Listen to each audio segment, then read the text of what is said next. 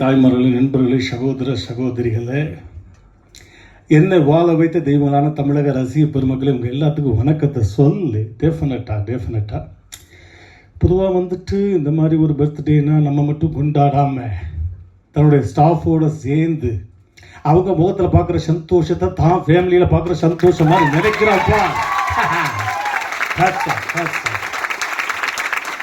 இதில் ரொம்ப பெரிய விஷயம். அந்த மனசு எல்லாருக்கும் வராது.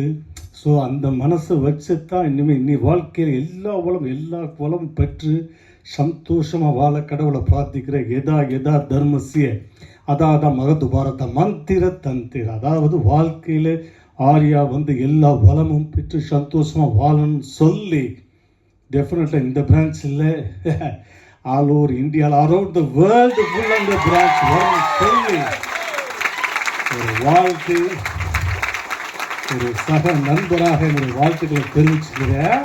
வணக்கம், நன்றி, வணக்கம்.